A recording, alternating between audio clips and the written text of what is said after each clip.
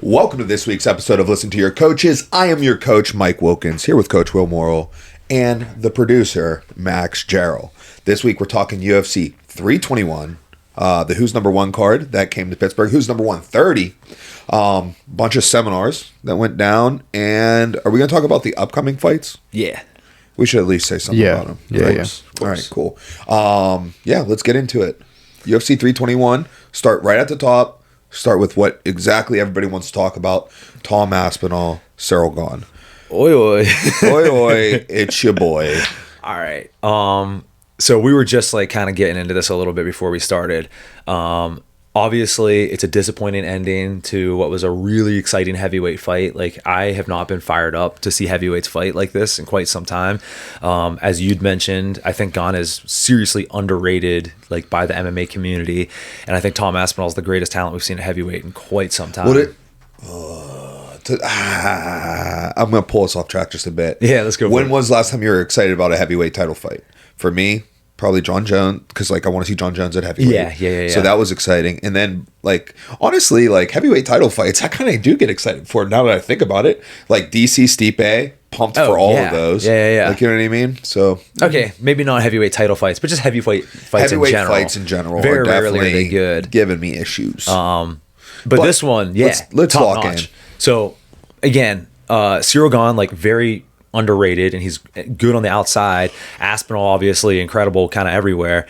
One thing that I saw, okay, let's just start with like the overarching themes that I'm bummed about. The MMA community is acting like Cyril Gane made Tom look stupid, right? Yes. At least some people. And I, don't think that's the case. And the other thing is I saw some people being like, oh, if after that, Jones would just run through Aspinall super easy. But I think Jones and Gane have very different styles. And I think that's part of, like, Aspinall plays that outside game the way that Gane does. Yeah. I don't think John plays that as much. I think especially with Tom being good at it, he would just take that away immediately. He would either shoot or like play some inside stuff. Like, it wouldn't look the same. So do you mean to tell me that styles make fights? Oh, brother. That's crazy. A brand new thought. Like, here's the thing with that. Like, you know, you want to do MMA math, and like in certain areas you can apply MMA math when like stylistically things are like, you know, pretty like. Well, also, credit to Chael, even though I'm about to shit on him, like, that's all you have, too. You know what I mean? It is all you have. But at the same time, you'd be like, oh, John Jones, you know, ran through Cyril Gane, and Tom Aspinall had, you know, a competitive round with Cyril Gane. And you could be like, oh, well, you know, John Jones went razor thin against Dominic Reyes, and like 100 people have knocked Dominic Reyes out. You know what I mean? Yeah. So does that mean that they're all going to knock John Jones out? Right. Like, you know, so we don't think that, but... You know, at the end of the day, it is something to talk about. It is information to chew on. For sure. Yeah. The fight itself, though. Okay, so again, I got to talk about some things that bother me. The MMA community kind of just like having an overarching like thought that I don't agree with, but also the announcers kind of ruined it for me. And also, big bias here. I'm a huge Tom Aspinall fan. So whenever they're like saying something disparaging towards him, I'm like particularly like, what are you guys talking about? But one was they were talking at one point. John Anik goes, oh, like Gane landed at this jab, like it was super fast, like that's the story of this round so far. And I'm like, is it really? Like, how many crisp, solid jabs did he really land, and how many more did he land than Aspinall? Right. So first off, I don't think that's the case. And then secondly, I think Laura Sanko or someone was like, yeah, like we don't normally see Tom Aspinall like bloodied up like this. And I was like, okay, as someone who's been punched people thousands and thousands of times, like sometimes you just touch someone and their nose starts leaking, and sometimes you crush somebody and like there's no effect. Fine, yeah. You know what I mean? So I'm like, okay, like sure, but also again, you're painting a picture here that is not necessarily accurate. And then what was the last one? I told you right beforehand. Oh, DC talking about like spinning. He's like, oh, he's spinning too much. Like that wastes so much energy. You're so big, and it's like, okay, so do you think that Tom Aspinall doesn't know that? Like, do you think that A, he's going to keep that same pressure on the whole time, or B, even if he does, do you think that he doesn't like have the gas tank for 5 rounds of that? Like, we haven't seen it. We don't know. I'm not going to say definitively that he does or doesn't, but like DC being like, oh, as a heavyweight, you can't be like spinning, that uses too much energy. And you made a really good point involving his teammate. I bet you if Cain Velasquez was doing that, DC would be like, oh, he's got the greatest gas tank in heavyweight history. Yeah. Right. And we were saying, like, you know, think about like Cain's like heyday. Like, when was that? When was Cain like at the top? Was that like 2010, 2011, 2012? Yeah. Like, roughly somewhere between 2008 and 2015. Yeah, exactly. Right? You know what I mean? Like, you telling me that we're only going to get one of those heavyweights like every quarter century. Yeah. Right. Like, you know what I mean? Like, there's going to be more of those dudes, right? And more as it goes on. And also, dude, like we kind of mentioned earlier, both these guys are super athletic. They both look like they're like 10% body fat. They're both giant, they're both like 250 plus, so like, I don't think that like, this is what heavyweight's supposed to look like. I don't think they're going to get as tired as like a Hamdi Barnett type of situation. Yeah. Overall, though, what did you think about the fight? I know you said that you might have disagreed with me a little bit. I mean, I just think it was a competitive first round. Like, if you were like, all right, judge that round right now, I might go gone. Yeah. You know what I mean? I lean Aspinall, but also, again, keep in mind, super biased. So, like... Right, yeah. I mean, I feel like... It was objectively close, though. It was objectively close. Yeah, I think I would have went gone 10-9 if you were like, all right, like... Right before the eye poke, you're like, all right, freeze. Right. Like, what do you got? Yeah. Like, that's what I'd be going. But it was definitely objectively close. I love the MMA community's take on it, though. I love that they think that Cyril Gane just schooled him up. Yeah. Right? Because what's that going to do for the rematch lines? You know what I mean? Point. Look, you wanted to put your money on Aspinall this fight, right? And he's running out of minus 450. You know what I mean? Right. Dude, maybe let the community push that narrative, and maybe he comes in at like a minus 180 next fight, and then they run that narrative after lines drop. Everybody's putting their money on Gane because Gane's still coming in at plus money. Next thing you know, it pushes the line over the edge, and now you can go take Tom for plus money. That's what I'm hoping, because I do believe that Tom Aspinall is going to end up winning this fight. Now, let me ask you this. When you saw Tom's takedown attempt, were you like, that's awesome? Or were you like, oh no, he can't wrestle? No. It looked like a measured shot. Yeah. Right? It didn't look like a I need a takedown attempt. It looked like he was trying to keep that in Gane's head, correct? Like, yeah, I think he was trying to keep it in Gane's head, and he was trying to see like at what level he's going to have to shoot to like get to the hips. Yes. You know what I mean? It reminded me a lot of like, some Frankie Edgar stuff. Like, you know what I mean? Like, hey, we're going to get to the, like, we're going to, it's like, do you throw your first jab to knock someone out? Yeah, exactly. You know what I mean? Exactly. So like, there's elements of that with the grappling. Not every shot you take is for a takedown. Just like not every punch you throw is for a knockout. I mean, we have that in wrestling as well, right? Like, sometimes I'm shooting to keep a stall call away. Yeah. Or I'm shooting to keep you from your offensive cycle. Right. You know what I mean? There's so many reasons to take, like, I don't want to call it a half shot, but like, yeah, that's probably the best way to describe it right now. Right. And that's kind of what I saw, is that like, I love what you said. It didn't feel like it was out of desperation. It didn't feel like he needed it. He was just like, I'm going to keep this in Gane's head. And again, let's say that the striking, favored Gane slightly, but it was close. Dude, he starts landing some of those takedowns, or even just like getting in deeper on them. And now that can very quickly change. And also, like, I think Aspinall's ground game is significantly better than Gane's. So like, who knows if he even stands up if he takes him down again. But like, yeah, this just made me more interested in the rematch. This gives me hope for the heavyweight division. I mean, how much hope does it give you for the heavyweight division? These guys just fight each other every time. Right? It's like, okay. Like, it's like these two, Volkov. It gives me hope that these guys exist. You know what I mean?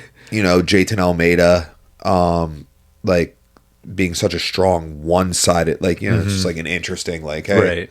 How do you do with that type of thing? Yeah, I don't know. For me, it's seeing athletic heavyweights. But I think the big takeaway for us from this fight is to keep pushing the narrative that Cyril Gane outclassed Tom Aspinall, get these betting lines to start to shift, get people putting their money on Cyril Gane on the rematch, get it closer and closer to the fight. Hopefully we see those lines swing, and then we can jump in on Aspinall plus money.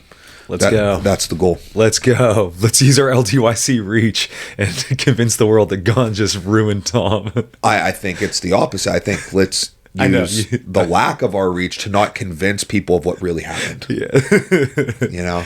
Now, let me ask you one last thing about this fight, unless you have more to talk about it outside of this. But this just gets back into the whole, like, foul issue that we're having. I don't know why I'm air quoting that. We have a very real issue with fouls in MMA, but like eye pokes in particular. What are your thoughts on eye pokes? Do you think it's the gloves? Do you think it's the human? Do you think it's just part of what it is? It's just part of what it is. It's just going to be unfortunate, but it just is what it's going to be. So to play devil's advocate, not that I actually feel this way, but I saw some posts.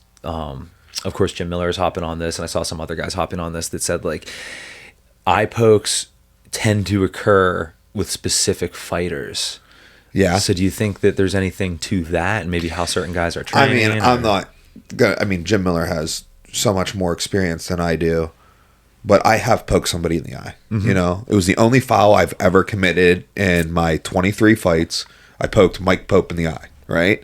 And the ref didn't see it, and the ref was like, keep fighting. And I was like, nah, dude, I was like a good nut. Like, bro, I was the first knuckle in. I watched that recently, and you looked at the ref and you were like, nah, man, I got him. And the ref still was like, I don't know. And you were like, nah, you just walked away. I won't do it. Yeah. I was like, I won't do it. Like, I poked him in the eye, but it was completely accidental. Mm-hmm. I've been poked in the eye in wrestling and jiu-jitsu, right? Like, is it because of the gloves?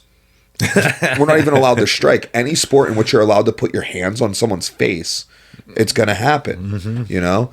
And it's just part of it. And like the mixture of this, like, you know, like, Will, I'm stuck in a tie plum. Get me out. What do I do? What do I do, Will? Face press. We could do all kinds of stuff. Yeah, that's what I'm saying.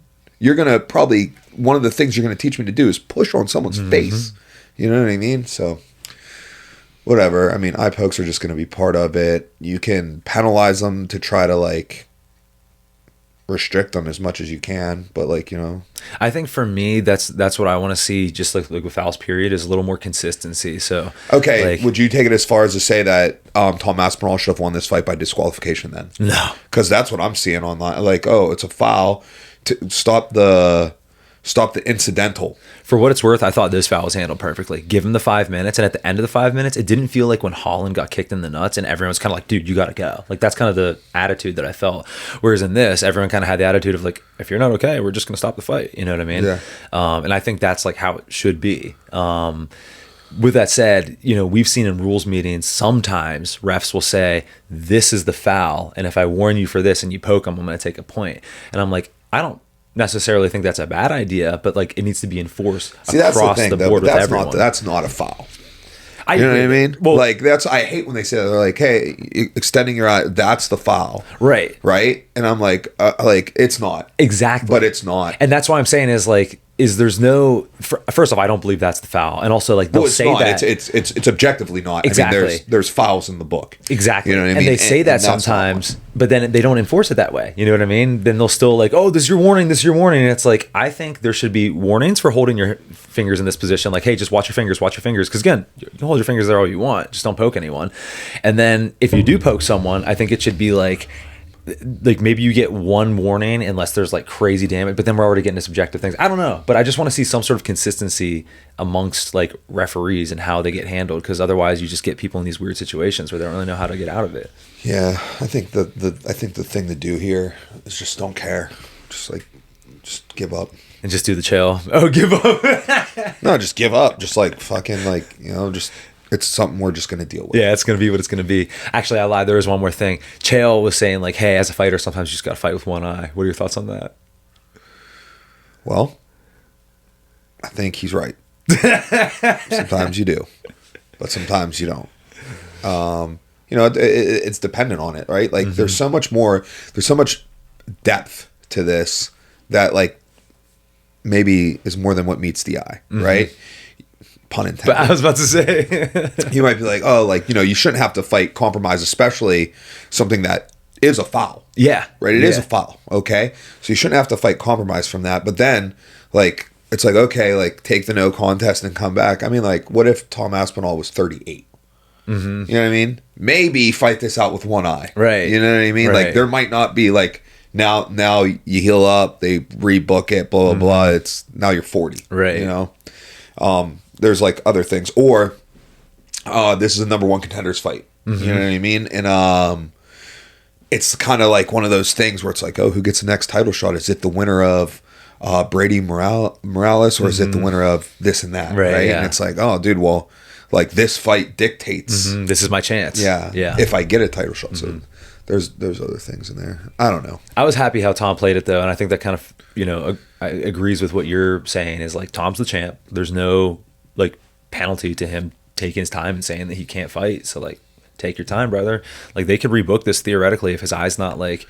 They said what, like a 6-week thing. He went to the ophthalmologist. Mm-hmm. The ophthalmologist said that yes, it was in fact like a real issue. A real issue. But he's gonna be okay. But he's gonna be okay. Yeah. So 6 weeks, dude. They could run this. This could be Super Bowl weekend. Yeah. Give us a heavyweight title fight on Super Bowl weekend. I'm guessing that if they have their say, they're probably going to do it on that January card because that'll be the first Paramount card. But I think it'd be sick if they just threw it on December and made this the new main event for December. That's probably too quick. That's too close. Yep. Because keep in mind, it's not just when he's better, then he needs to train a little bit too. And like, and keep in mind also, like the December main event's probably already. Like, we don't know it. No, we do. Who is it? That's Jan and Marab. Jan and Marab. Yeah. I mean, there you go. How about be the main event? Why double on that card? I just think that for the last like pay-per-view card that they ever do, that would be like a sick super card. That's a good point. The last pay-per-view. They throw them on it. Plus, they've like, I get that they, normally, you want like more time to train and everything, but they did just get like out of camp. They did camp. They had a 5-minute warm-up, and now they're... Assuming they're not Yeah, but it's not like... I think that's a slight misconception as well. It's like, oh, well, they only fought for fucking 4 minutes and 35 seconds, right? They just, like, jump right back in. It's not always the fight. It's the camp. That's what I was going to say, yeah. Right? Why was it an issue that... What's-his-face fucking made weight twice? Kaya. Why was that an issue? But now, granted, this is heavyweight. They're not making weight, but they still went through the camp. Yeah, they did. There's definitely good reason for it. I just think, and it's a heavyweight camp. And to go to DC's point, they are heavyweights, right? Yeah. There's probably like a little more. I mean, for example, if Max goes and runs fucking 10 miles, and Tom Aspinall goes and runs 10 miles, there's more damage on Tom Aspinall. His knees, took it. Because his knees were carrying 255 pounds, whereas Max's knees were carrying 86 pounds. Yeah, that's a fair point, I guess. I think that's totally possible. I just think in a bubble, if you were saying, like, we have a title fight, who they do 5 minutes, it ends like this, we want to try and reschedule it for December a couple weeks later. What is the ideal circumstance for that to be possible? It would look something like this. You have heavyweights, they don't have to cut weight. Yeah. They just got out of camp. You want order to be restored to the division. All valid that points. Stuff. All valid points. I get what you're saying too. For sure. Yeah, all valid points. All right. Just fucking quick sprint through the card. Mackenzie Dern, your new champ. All right. The UFC's got to love that. Yeah. Yeah, the UFC's so Dude, I watched the UFC countdown and some of like the embeddeds and stuff. And like Katie's real into the embeddeds and we're completely off the embeddeds now. Cause like it just like hit us like, yo, these are like, they remember when embeddeds used to be like cool, honest? Oh, sort of. Yeah. Now it's like 100%. Like you could be like, oh, this is completely staged for this shot. Yeah. Right? Like, you know what I mean? Like, dude, how many times have you seen fighters on TV use battle ropes? And how often do fighters really use battle ropes? Oh, like almost never. But also, like, why are they there for like why is Mackenzie Dern like horseback riding? Yeah, man. And also going to pool parties. And like it's like, okay, like they're using this for that. And then on like the countdown, they're like, hey, how many times can we get her in a bikini? Yeah, you know what I mean? Like what? How many situations can we create that she should be in a bikini for? Right. You know what I mean? So like I know they're loving that she's the champ. Yes, they are. What did you think of the fight? Dude, I'm not gonna lie. I had just gotten home and I caught, I think, 2 rounds of this. I heard it was like a decent. It was okay. Basically, Dern kept getting taken down, but then what's her name, Jandiroba? Yeah, like couldn't really do anything. So then is what it is. I think as a coach, it's interesting because this is something that you've been doing a lot with us, like on the team. That you saw Jandiroba was like a great example of not doing well. Is if you look at the stats, 9 takedowns and 9 minutes of control time in a fight that she lost because she was doing nothing with the ground and pound. Yeah, 0 damage, 0 ability to like set up ground and pound and stuff. it's one of those things, and I completely can relate because I lived that life where you're like on top and you're like, I cannot give this position up. Right. Yeah. Right. Like Yeah. you get like top half guard or even worse, like you're in mount. Yeah. And like this is a position where you should raise your chest up and let all hell fire down. But you're like, I cannot let them get out of mount. So you end up just clinging on and doing little bullshit ass punches. So like I done it and I can understand the feeling of it, but I understand how wrong it is. Dude, that's exactly what our boy was talking about this week. Yeah. He was like, Jelton Almeida, I didn't see the fight, but he was like, he just got a good position. It was just... Let's talk Jelton Almeida real quick. So I didn't watch the fight, as I didn't watch any of these fights because we had a crazy weekend, as we often do, and we're so lucky to have these crazy weekends. I just breathed and spit.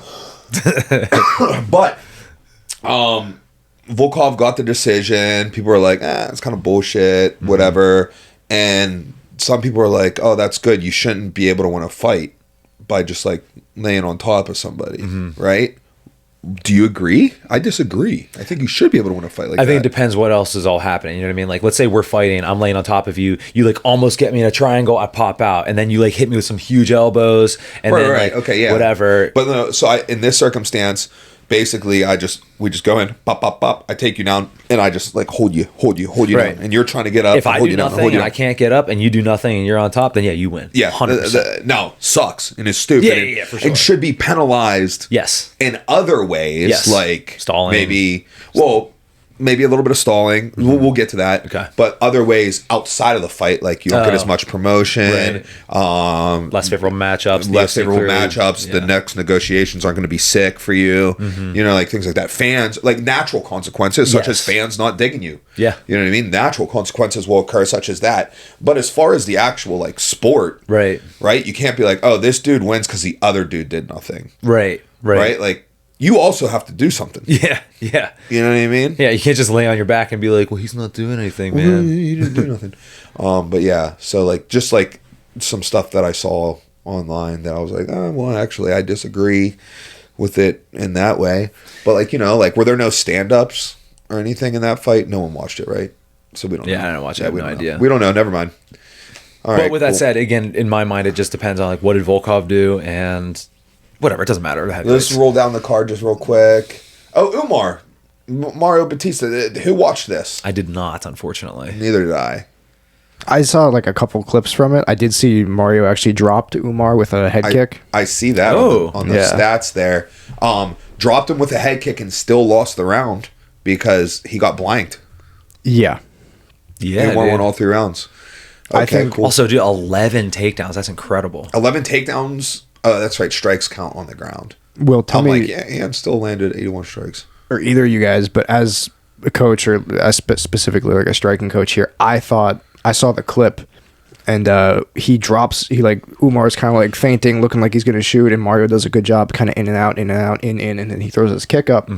And it drops Umar for a sec, and he hits the knee, and then everyone kind of like pops, and Mario gets ready to start going, and immediately his next decision is to attack with another kick. And to me... Mario's is? Yeah. I was like, that's a really bad spot. You know that you just rocked this dude. You know that there's like a 95% chance his next move is going to be to try and get to your legs, and you give him your leg. Oh, yeah. I can see what to you're me, saying. it depends. You know what I mean? So like, I'd have to see how he threw the kick, because sometimes people throw head kicks anticipating someone to change levels into it, right?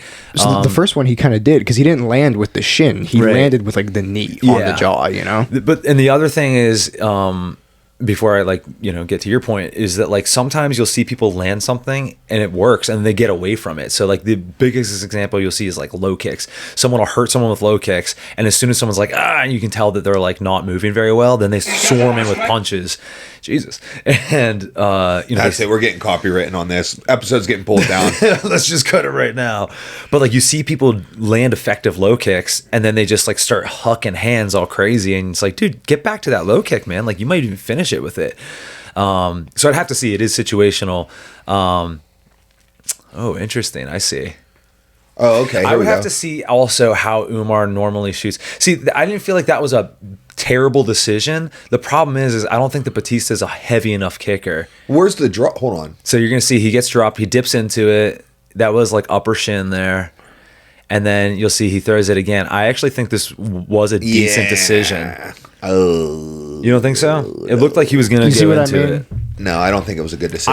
I wouldn't tell someone to do it, but you're like, I'm going not back going to to like. where you're going back to where there's high alert. Yeah. Yes, that's the main reason I wouldn't say to do it. But like, given Umar's reaction where he's dipping to that side, I don't think it's like the worst decision. Hindsight's 20/20, but I would have came with the left kick here over the near shoulder. So watch first one, boom. Okay, we come up. I was going to say right here, uppercut ready? up the And middle. Zip, zip, bing. Would have went right over that shoulder. No, I mean, would have, should have, could have. First off, I couldn't get it over the shoulder. I'm just going to put that out there right there. If I do that, we're both falling down. Well, so now to go back to Max's point, why shouldn't you do the head kick? One, like Mike, you just said, he's expecting it. And two, I don't even think you should throw a head kick after getting lucky in this situation because you know Umar's going to change levels. And unless you take his head off, he's going to get to your hips. And if one of your feet is up in the air, you're in a really bad spot. So I would have said either like a right knee or right uppercut up the middle. I would have, no, he should have went with that. He should have just kicked the front leg.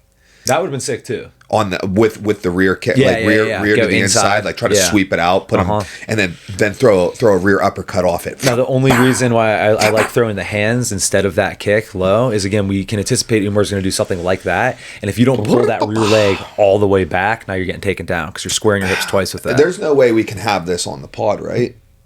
We can't have this on the pod. We're not Show it? No, we shouldn't show it. Okay. With that said, again, like you never know. Like this kick could have knocked him out, and then we would all just be saying whatever. Just I see for pros and cons anybody to who both. gives a shit, we're watching like from 4:48 of the second round to 4:33 of the second round of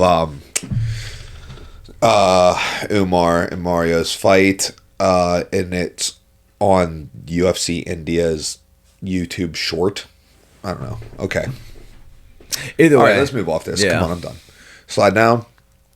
Volkov, Almeida, we touched on that. Oh, yeah. Our guy, Azamat. dude. So I think I took him in the picks. I forget. We did. Okay, yeah. So the one thing about it, too, well, I don't know, did we take him in the picks or did we not pick this match? You guys both took Osman. I took Rakic. Okay, all right. So the one thing we were talking about at the seminars, we were like, oh, who we pick? And I got on the episode and I was like going to scroll through, but I just couldn't do it because it was too loud and Shawn was talking and stuff and I didn't want to be like That interrupting. guy. Yeah. But then I recalled we have the same picks.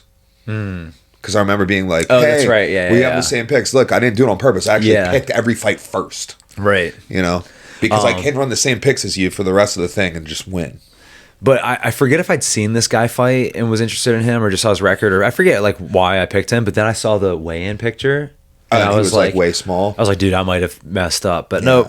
You know what? We don't care though. Let's move next. Yep. Keep it moving. Oh, this is Okay, let's interesting. talk about this one. Okay, so here goes something about this. So was this the main the main prelim? Looks like it. That's what it's listed on here. But on the one card that when we read them, when we did our fight picks last week, they were showing This them was as the first opening, prelim because yeah. I said something about that. Oh, I was like, that's yeah, it was right, the first prelim, and I was shocked. I was like, that doesn't seem like it should be. This seems like Right, a they're high good level, dudes. yeah. Yeah. All right, cool. So he dipped into a head kick, got his head kicked off, down. Yeah, dude, I'm interested in watching this guy fight again. He can actually kick. Yeah. Oh, Okay. the Iron Turtle. Oh, he lost. Oh, that's a bummer. Boo, down. Baby, low street in the Range Road. Oh, I did see this Rebecca. fight. I did see this fight before going to the gym. Dude, it was sick. Nice. Klein. Klein, Rebecca. Rebecca's always in a bloodbath. Do you know how this went down? Okay. No. The story's very simple. Rebecca or Rebetsky or however you say his name was just walking forward. Klein is just crushing him, like great counter punching. Even though you see Klein didn't land as many strikes, they were the better ones, obviously. And he dropped him. Wait, it says no knockdowns? I swear he knocked him Sometimes down. they're incorrect with that. Whatever, it doesn't matter. But that's kind of what happened the whole time. And then in the third round, Rebetsky, whatever, took him down and just dominated. And I was like, yeah, something looks like it's wrong here. As soon as the fight ends, Klein is like holding his ankle. He can't even stand up. They announce him as the winner while he's sitting on the stool. And they have to like walk over and like lift his hand while he's on the stool. He broke his ankle and still won. Super sick. Oh, wow. That's crazy. Yeah. Yeah. All He right, looked down. really good leading up to it. Walter Walker, talk Brother. about the heel hook. Dude. Look how they made his legs red. I love that. That's hilarious. Yeah, that's hilarious. You'd be like, yo, this dude got the shit kicked out of him. Yeah. Dude, 100 calf kicks. No, 1 heel hook. Boom. 4 in a row. Walter Walker. Check out his instructional on BJJ Fanatics. Dude, I think Walter Walker might have like gigantism. Have you heard his voice? No. It has that like weird quality. Did you ever hear like Antonio Silva talk? Yeah. And like dude, or like Andre the Giant, like dudes who have like legit gigantism. Walter Walker's voice is crazy. It's kind of like that. I wonder if that's the case. But dude, I'm so fired up to see how far this can go. Dude, get Walter Walker a better fight. No. Give him like 5 more dudes who suck. Why? No. He needs to fight a ranked. He needs to fight a ranked opponent next. Yeah, you're right. I wonder how many sub streak. Like, come on, man. Dude, how many heavyweights do you think there even are? I bet there's probably like 30. So if you're on the UFC roster, I bet it's about let's that. do it. All right, Max is gonna look it up. Okay. My guess is 20. So Price is Right rolls 26. Okay. What's yours? I'll take. I'll go 28. Okay. Fucking piece of shit. Yeah, I know.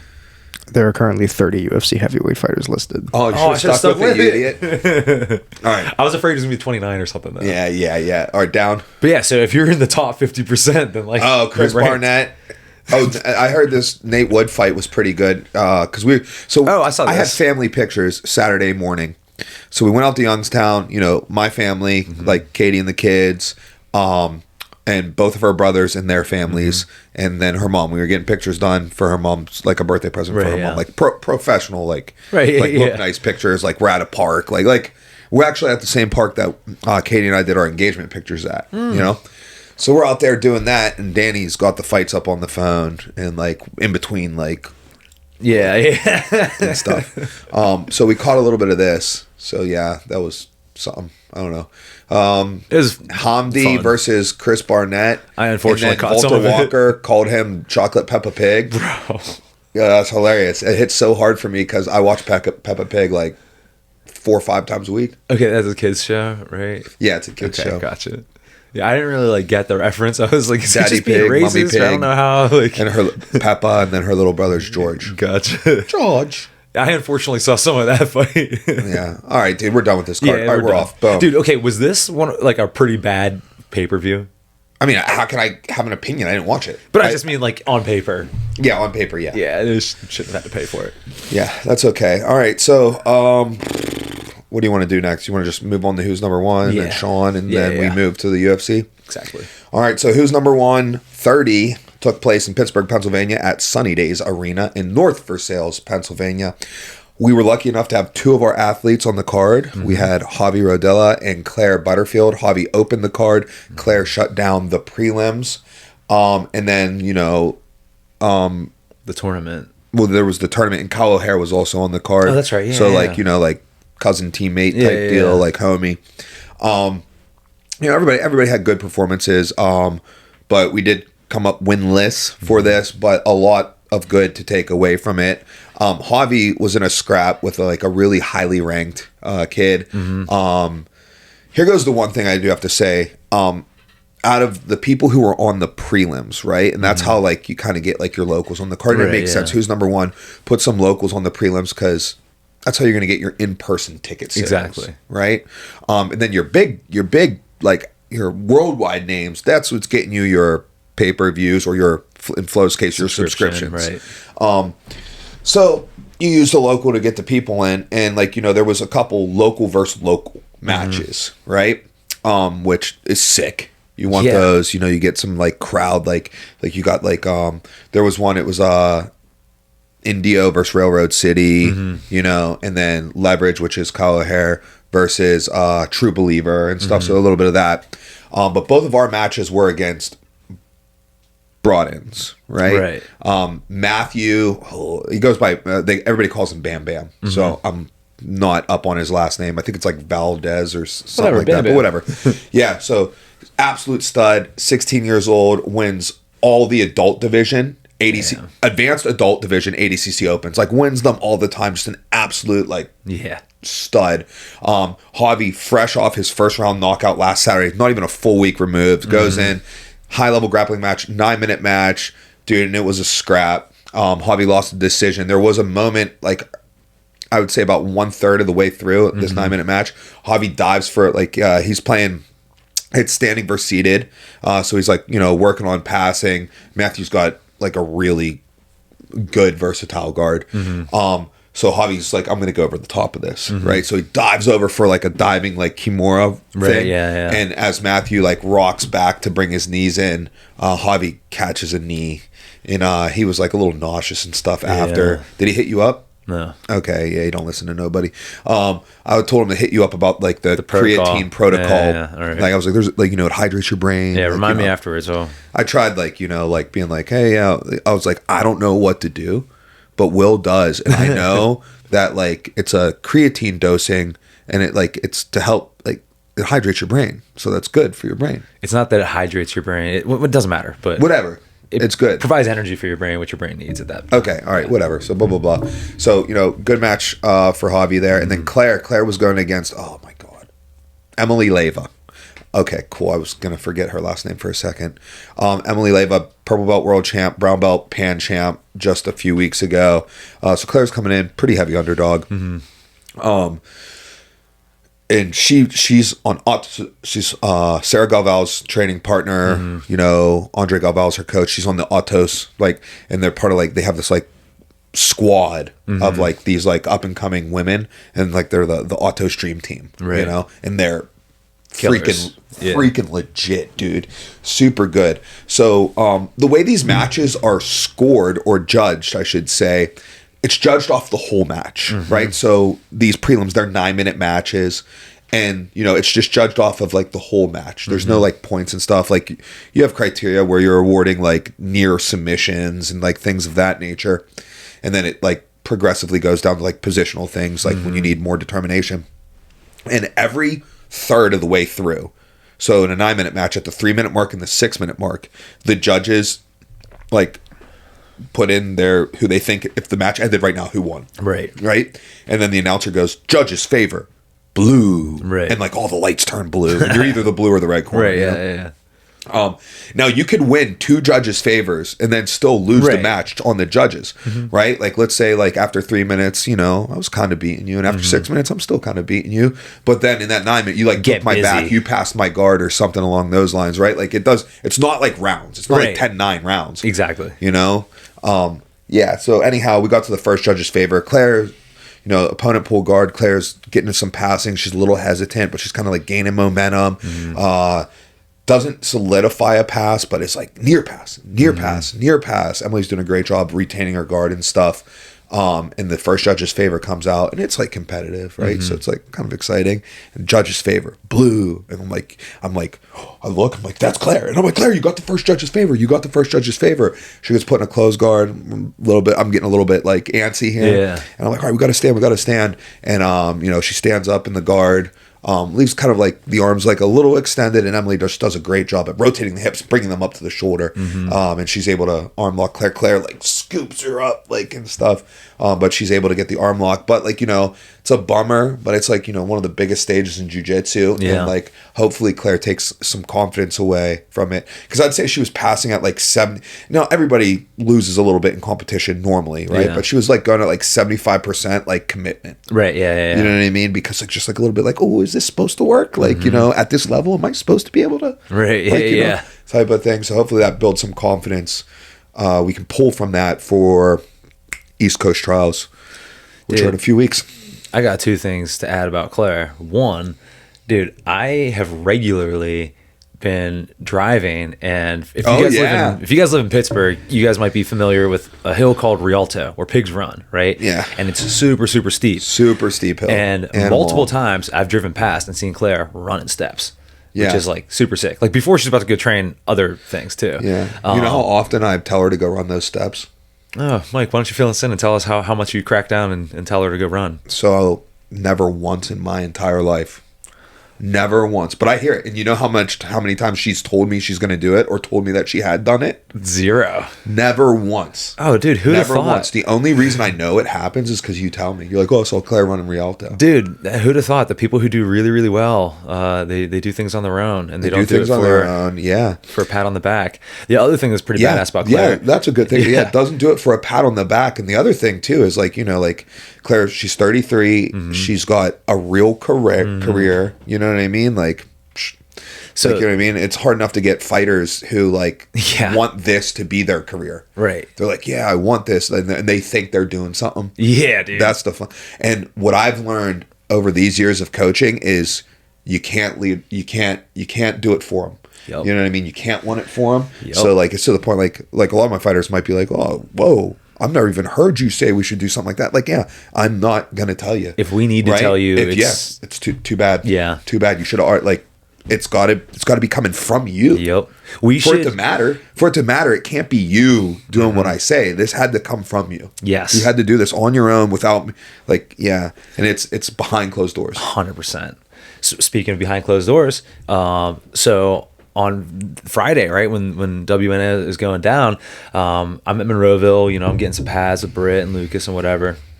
And I guess there were some like good jiu-jitsu girls around, so Britt set up like a little training session for them. Yeah. Guess who's in there getting after it? Day Claire. of competition. Claire. Because she's like, hey, I got this great training opportunity. I mean, also shakeout's a real thing, but like she's getting after it.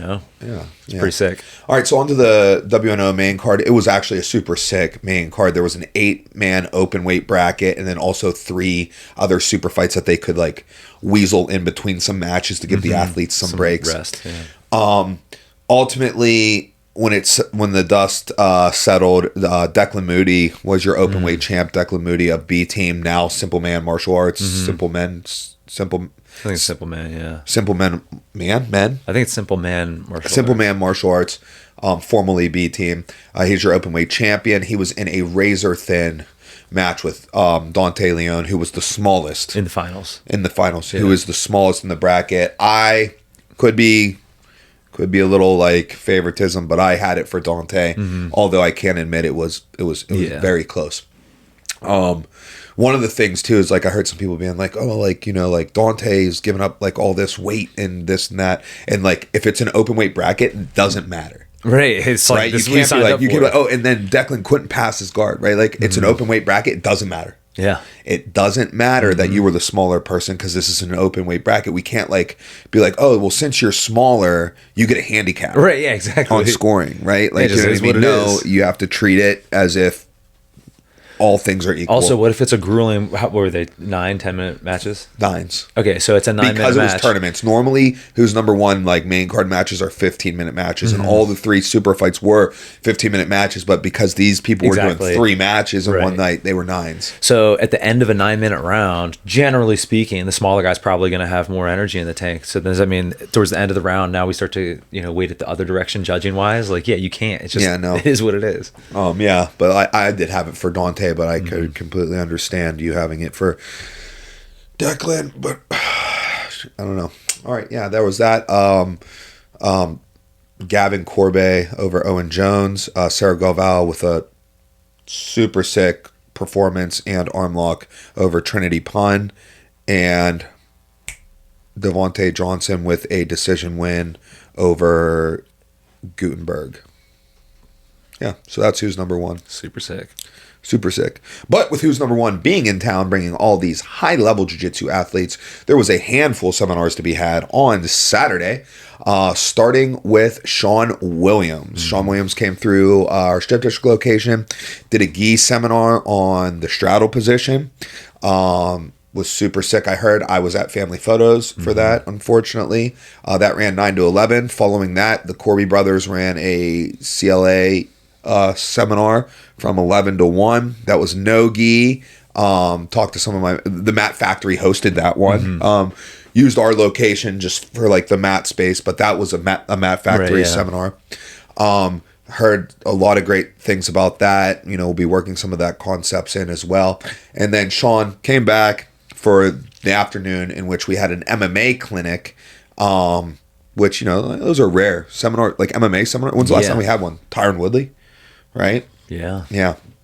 And it was so sick. Chef's kiss. Dude, so sick. So I was talking to some people this morning, talking to some people over the weekend. It might have been the best seminar I was at. Now, I'm not saying it's the best seminar I've ever been to, right? It might have been, but I don't know. Sometimes you're just ready. Right. Like it just hits you right. Probably everybody who's listening has had that everybody who's listening that is involved in sports, specifically combat sports, has probably had those moments where, like, you know, like you learn something every practice or whatever, but sometimes it just hits you right. Yep. You know, it's just like, God, that, and it's like, was the coach better that day? Was it a better coach? Was the coach just coaching better? Or were you ready to catch that information? Right. You know, and I feel like this might have been one of those things where I was like, just like really ready to receive the information. Yeah, we were all there. Yeah. Coach Will, Max, and myself. What were your thoughts? Dude, I thought it was incredible. So first off, like, you know, you might look at Shawn Williams and be like, oh, he's a jiu-jitsu coach. Like, what? Like, why am I there, right? First off, he didn't just teach jiu-jitsu. There was an entire stand-up portion of it.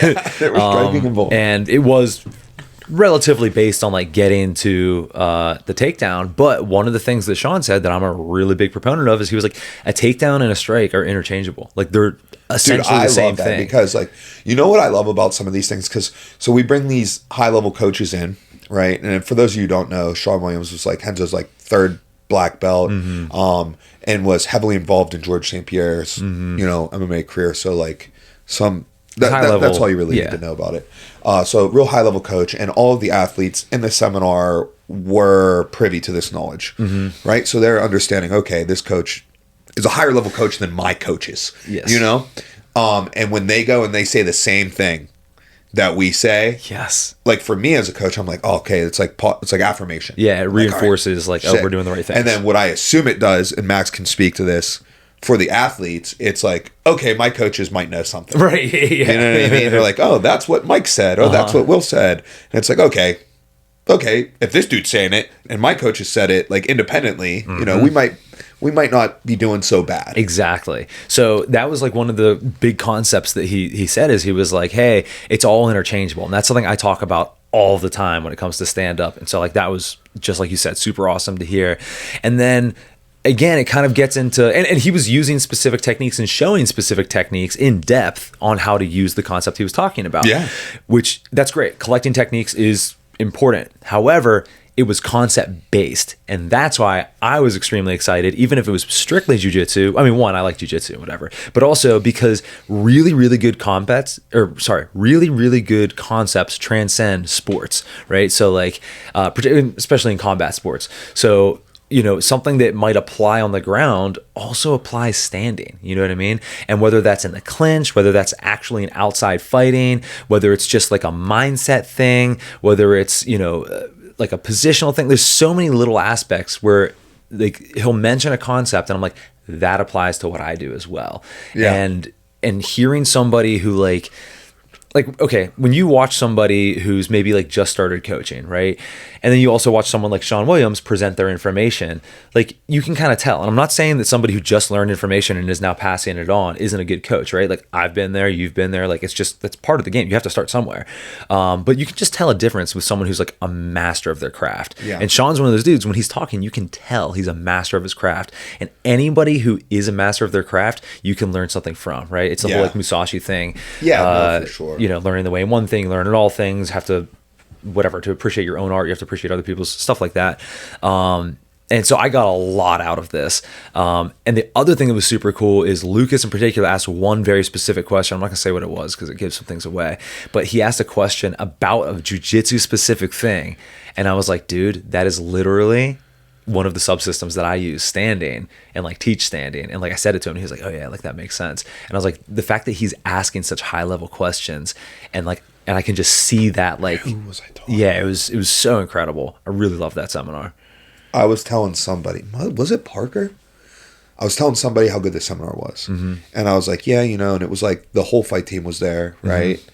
And I was like, I was really impressed with the team, you know? Yeah. I want to get into like, just let me go. I was really impressed with the team because we got to a Q&A portion, right? And fighters were asking questions.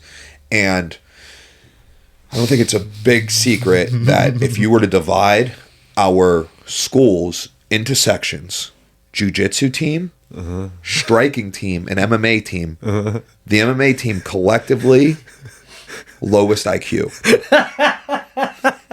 it's not I don't think it's like, I don't think anybody's shocked right now. They're like, oh my God, you're telling me these dudes are idiots?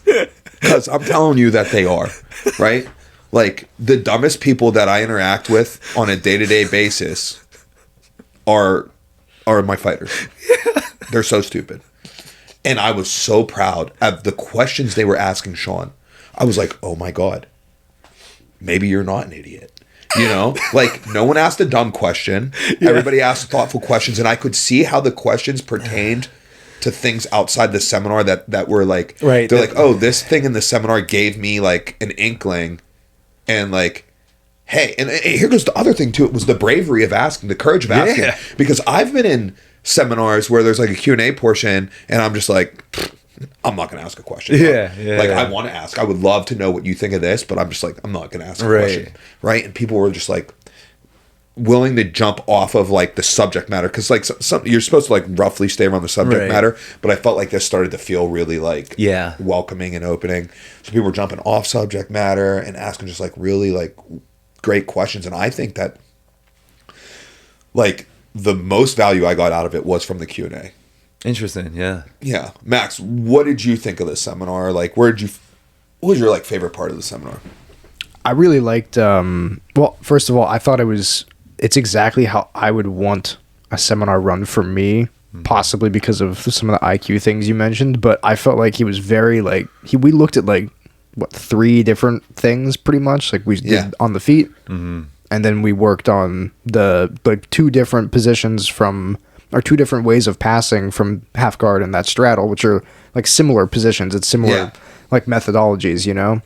So it wasn't a lot of complex stuff, but what it was, I felt like it was so applicable for not just MMA, but like stuff that we've been working specifically. Yeah. Like those were positions where me, like you as a coach and like me and Lucas in particular have been doing like hours of our own work on, in that like we're starting practices, like the warm-ups we've been doing for the last couple of weeks, right? Yeah. It's from that spot, and it's getting to that spot, and then so me and Lucas will go do our own thing, and it's like, all right, if we get to this spot, where do we like ideally want to end up?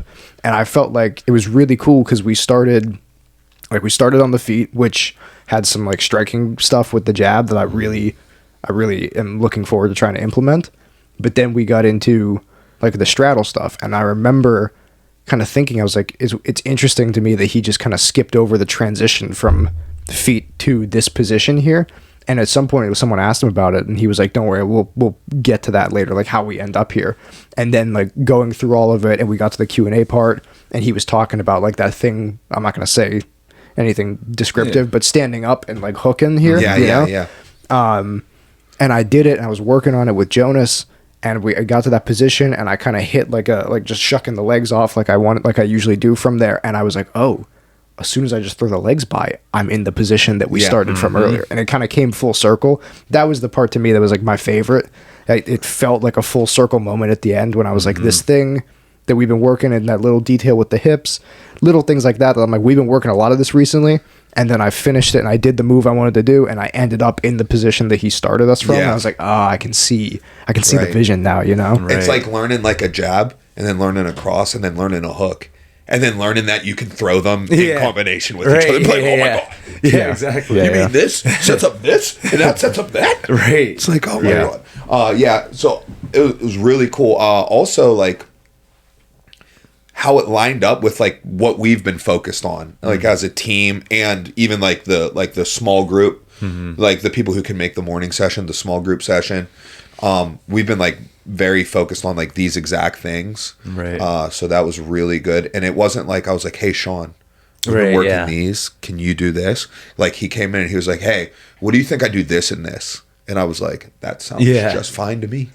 That's awesome. Yeah. I think to piggyback on what you guys are talking about, one thing about the Q&A is also how Shawn interacts with people, right? So like you could very easily just imagine it's like, oh, here's a dude who's like the highest of high level coaches. He could just kind of be flippant with it and just be like, all right, yeah, that's not how it works. Or like someone asks him a question about like, what do I do in this situation? He goes, oh, it depends. It's like, we have to answer those questions all the time. Like someone will ask a question about technique. Oh, but what if they do this? And we go like, okay, well, you'd use a different technique, or like, it depends. It's situational, whatever. Yeah. Like you could just It's like, well, blow what if it they off. put their finger in my nose? Yeah, exactly. Right. But like he addressed all of those things, you know what I mean? And then also to kind of piggyback on like the IQ thing, sometimes combat sports can wear me down a little bit, because there will be like, especially if you like spend too much time on like Instagram with like MMA stuff, and you just see like such dummies, bro, such dummies. And it's just like so refreshing to see someone who's like really smart and applying their intellect to this strange, bizarre thing that we're like into, you know what I mean? And it's like, wow, like this is super cool. And like approaching it with like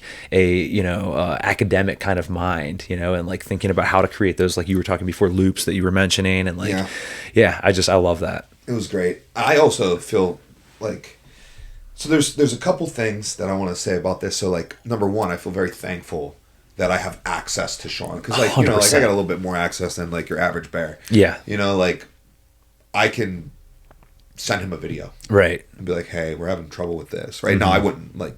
Yeah, you're not gonna. I'm not gonna like abuse that. Yeah. Right. Like it's got to be very important. If I'm gonna do that, It means it's you've gotta be exhausted your important. other resources. Yeah, it's got to be important. Yeah. Right. Like, you know what I mean? Yeah, and I've exhausted other resources. You're like, I'm really stuck here. Yeah, I'm like, hey, dude. We have sent him videos in the past, right? So really thankful to be part of the team that gives me access to it. And then the other side is like, also like the affirmation of coaching that like some of the fighters may have seen during that seminar. They're like, oh damn, like Mike does this. Right? Yeah. It's like, okay, maybe like, maybe Mike does know what he's talking about or whatever. It's kind of like cheating a little bit, because like I already learned this from him. Right. You know what I mean? So I'm just repeating what I've already learned from him. And obviously it's going to be in the same ballpark as him. Right. Because like Shawn, Warren, me. Yeah. Right? That's the way this ball rolled down. Yeah. So, So that's fun. Anything else seminar related?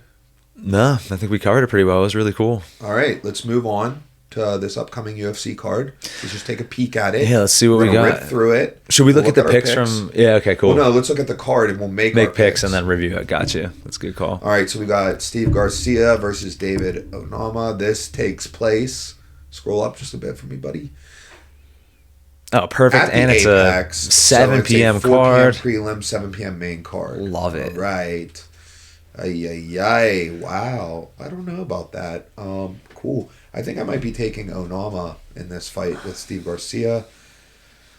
I don't know, man. I don't know enough about either of them, to be honest with you, to give like an educated guess. You might as well go Garcia then. I was going to say, number one, he's the favorite. Yep. He's the betting favorite. Number two, then you can start exactly. catching up. So I am going to take Garcia then.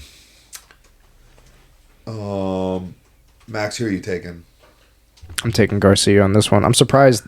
While I'm not super excited about a lot of the card, there are like these like 3 fights here are like close to pick'ems, if not pick'ems, which is so that's cool. Yeah, there's no. I will definitely be gambling on this. Right now, the heaviest favorite we see out of the first 3 fights is Themba Gorimbo at a -140. We've got Steve Garcia at a -130, and then the heavyweight match between Waldo Cortez Acosta and Ante. Delia is exactly a pick'em, -110 on each yeah. side. Yeah. So let's scroll down. Let's just see what we're gonna pick. We'll pick those 3. Someone's got to jump off the page to me to make another pick. Yeah. Go up. Cedricus Dumas, bro. Why is he still in the UFC? He's only 10-3. I know, but it's not what he does in the cage.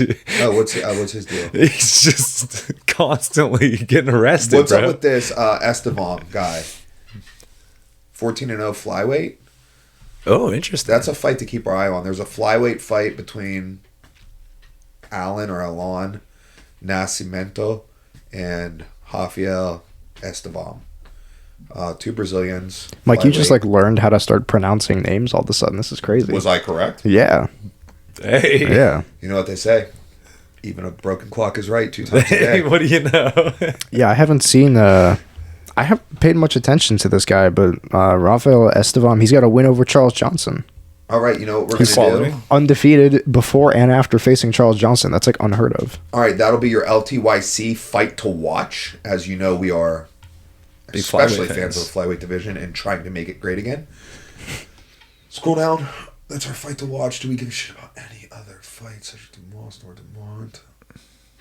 Nope. Okay. Phil Rowe. Cool. Well, wait, Phil Rowe? Uh-huh. Oh, shit. Okay, cool. All right. Oh, he's fighting a Korean. Yep, you know how Will is with this Korean. All right. Okay, so let's make our picks. I'm going Onama. I'm going... I don't want to pick the heavyweights, dude. You don't want to pick it? Out of principle, I don't want to pick them. Also, Well, I don't know. I'm gonna go. You go first. The welterweight one? No, the heavyweight. Oh, okay. We were gonna pick them then. I'm taking. I'll take the Croatian. All right, cool. All right. And then I'm gonna go with Jeremiah Wells. I'm also gonna take Wells. Max. That's Cody's guy, right? Yeah. Okay. Yeah. I'm gonna go with Wells too, especially with plus money. Yeah, I'm going with Wells. Shout out to Cody. Go high. Are we sticking with those three? Yeah, those are just our three. Okay. And then our fight to watch is that flyweight fight, but we're not picking it. All right, go to our picks. Mike, how'd we do? Well, I know we had the same picks, so we didn't get much deliberation on it. Oh, we all went 3-1. All of us went 3-1-0-1. Well, yeah, 3-1-0-1. Yeah, because the no contest with Aspinall. We all had Dern. We all had Umar. Will and myself had Almeida, where Max took Volkov, and then Will and myself had Murakanov, where Max had Rachik, whatever. Rakic, So, I don't know. That brings Max up to a 72-69 record with double ones at the end. That's one draw and one no contest. Will, you are now up to 78-62. Mm-hmm. And I am at 82-58. Mm-hmm. Bro, my record looks sick. Dude, you're killing it. 82-58. That's legit. Decent. Yeah. All right, cool. So those are our picks. So you mentioned something earlier. Dumb MMA fans. Okay? Yeah. You know who's not a dumb MMA fan? I don't know, Mike. Why don't you tell me? My man Zane. So my man Zane hit me up last week. He wants in monkey eyes covered emoji. So he's in the LTYC fantasy draft. We'll be running a fantasy contest for this fight night coming up. If you would like in, what you need to do is have the DraftKings fantasy app downloaded on your phone. And that is different than the DraftKings Sportsbook. However, you use the same login information for both. Once you have that DraftKings Fantasy app downloaded and you have logged in, what you're going to do is you are going to DM me, I want in, and the smiley face guy with the stars over his eyes emoji. Okay. And then we will speak and we'll get you dropped in. To make sure that we get this going with we've been kind of like we've been slacking a little bit. It'll be 2 hours before the fights, and then I'll make the contest. So you get in the LTYC betting group, right, on the fantasy thing. You get in there, and then I can send you the invite to the private fantasy contest. Right. It'll be free to enter. We're not doing any money yet. We might at one point in time be like, all right, everybody throws $1 in winner take all or something like that. If we feel like it later. But right now, I believe we now have 8 people in. Right on. And we would love to have more. So as I said, if you want in, DM me, I want in. Smiley face guy, 2 stars for the eyes. And shout out to my man Zane, who is now in. Right on. Zane, living in Cleveland, either has just started or at time of recording, has either already started or about to head to Strong Style to restart his training after he has graduated from the Ohio State University.